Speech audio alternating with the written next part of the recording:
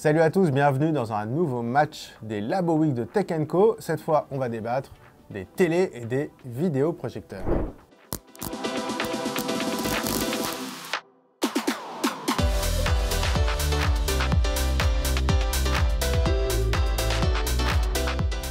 Salut Thomas. Salut Raphaël. Bon, on va parler un peu télé, vidéoprojecteur en gros, ce qu'il nous faut dans le salon pour regarder soit du sport, soit du cinéma, soit jouer d'ailleurs un petit peu aux jeux vidéo. Un vidéoprojecteur. On va dire les choses très clairement, moi je suis vraiment team télé, parce qu'il y a un petit côté old school, mais j'aime les télés profondément. Moi j'ai basculé. Et ouais, et toi t'as basculé. Et toi t'es devenu, t'es passé team vidéoprojecteur. Alors, tu sais quoi, je vais te lancer sur un premier point qui est essentiel, et je vais te lancer parce que je sais que tu vas perdre à ce niveau-là, c'est sur la qualité d'image. Parce que pour moi, personne n'a jamais réussi à me démontrer qu'un vidéoprojecteur pouvait rivaliser avec une télé en termes de qualité d'image. Alors d'abord, je pense que les meilleurs vidéoprojecteurs peuvent en tout cas tendre vers rivaliser, mais ils sont évidemment beaucoup trop chers pour vraiment être utiles. Donc c'est pas ça que tu vas aller chercher dans un vidéoprojecteur. Vidéoprojecteur, tu vas avoir quand même une super qualité d'image, mais tu vas pas aller chercher la profondeur des noirs des derniers écrans télé, ça c'est évident, mais ça c'est presque anecdotique finalement, parce que c'est autre chose que tu vas aller chercher, quoi. Alors il n'y a pas non plus que la profondeur des noirs, alors c'est bien que tu en parles, parce que justement, aujourd'hui on va parler des prix après, mais c'est vrai que l'OLED par exemple, c'est devenu beaucoup plus accessible.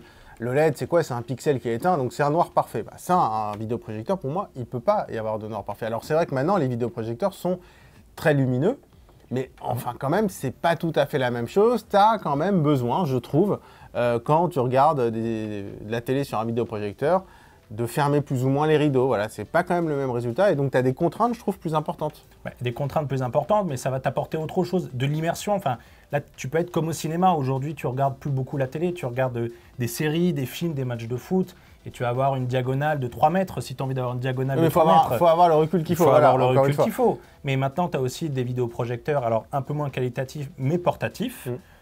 Ou même tu as des ultra courtes focales que tu peux déplacer chez quelqu'un.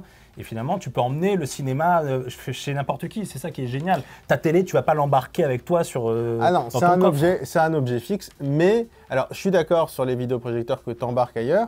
Mais ça, c'est encore une autre catégorie, j'ai envie de dire. C'est les vidéoprojecteurs à courte portée, à courte focale, qui sont en fait quasiment portables. Ça, je suis d'accord. C'est ce qui va devenir la norme. C'est ce qui va devenir la norme du vidéoprojecteur. C'est pas le même usage. La télé, elle est chez toi, tu la laisses poser. Et ce que j'aime bien aussi, c'est que la télé, le jour où tu l'achètes, tu l'installes. En général, à configurer une télé, c'est quand même hyper simple. Même maintenant, les Smart TV, ça reste quand même assez simple. Les vidéoprojecteurs, il faut calculer l'angle, il faut faire des tests de luminosité, etc. Mais maintenant, ça se fait automatiquement. Maintenant, ils le font tout seuls. Là, toi, tu as ta télé, tu as un espèce de gros bloc noir au milieu de Alors, c'est ton déjà, salon. non, c'est pas un gros bloc. Tu trouves ça esthétique? Moi, non, c'est le centre du salon, la télé, déjà. Ça ressemble à rien. Non, ça vidéoprojecteur, tu l'installes, il est discret, tu projettes ton image, c'est parfait. Toi, tu as ton espèce de truc noir. Une boîte de plastique en général. Avec ta télécommande, et puis tu es sur ton canapé, et puis tu regardes tes chroniques. Je suis pas d'accord du tout avec toi, parce que non, déjà, je n'auto-regarde pas mes chroniques. Moi, je regarde tes chroniques. Ça, c'est très. Tu as tout à fait sur ton vidéoprojecteur en 75 pouces. Non, mais tu as tout à fait raison.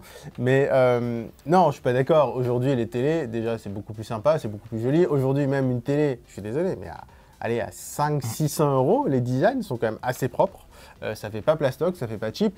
Et puis quand tu passes à 1000 €, que tu passes sur des modèles OLED assez sympas, c'est esthétiquement, moi je trouve que c'est plutôt, en général, ça ne nuit pas du tout à la déco de ton salon.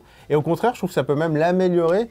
Il y a des modèles, alors je ne vais pas faire la promo d'une marque ou d'une autre, mais voilà, chez Samsung et LG, ils font The Frame chez Samsung. Et le concurrent chez LG aussi, donc c'est presque une œuvre d'art. Sa télé branchée en permanence H24, ça consomme de l'énergie pour rien, ça payes de l'électricité pour rien, évidemment que si. Alors justement, tu parles de payer l'électricité en termes de prix, et encore une fois, moi je trouve que c'est important de parler des prix, parce que, et ça c'est plutôt une bonne nouvelle pour nous deux, je te l'accorde, mais enfin quand même beaucoup sur les télés, c'est qu'aujourd'hui, une télé 55 pouces, alors parce que pour moi 55 pouces, je suis désolé, dans le salon moyen du français, c'est suffisant. Moi, dans mon salon, un 65 pouces, je suis désolé, ce serait trop grand. 55 pouces, c'est le format maintenant le plus répandu. Du 55 pouces en OLED, t'en as pour 1000 €. Et 1000 €, ce que tu avais peut-être pour 2000, 2500 € il n'y a pas si longtemps que ça. Et donc, ça reste abordable, surtout que c'est un produit qui est assez durable. Voilà, tu l'utilises pendant 5, 6, 7, 8 ans parfois la télé. Oui, mais maintenant, tu as des vidéoprojecteurs qui commencent à 1 000 €, qui sont franchement de bonne qualité. Alors, je prétends pas avoir la meilleure des qualités, pas la même qualité d'image. Mais ils vont être bien faits, plutôt portatifs, ça va bien fonctionner. Et puis, dès que tu montes un petit peu en prix à 1 500, 2 000 €, bah, tout de suite, tu vas aussi voir une belle différence. Et en fait, les prix ont tendance à se réduire, à se résorber. Et la qualité devient beaucoup plus accessible en vidéoprojecteur. Bon, après, on ne va pas forcément chercher d'avoir un gagnant. Je trouve que les deux ont leurs arguments. Moi, je préfère la télé, mais les deux ont leurs arguments. En mettant de côté les vidéoprojecteurs qui sont faits pour être transportés, qui sont presque un marché un peu à part.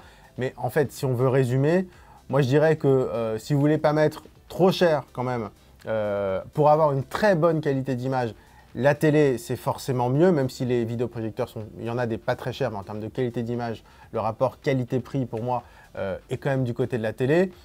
Et puis, c'est aussi, je trouve, le fait d'avoir une télé dans son salon. Ça permet un peu d'organiser la pièce, finalement, d'orienter ses meubles. Et je trouve que ça fait un peu partie des habitudes. Et je trouve qu'aujourd'hui, c'est dommage de se priver d'un marché où tu as une télé de très bonne qualité pour 1 000 €. Et puis, il y en a des très bien aussi pour même moins cher que ça.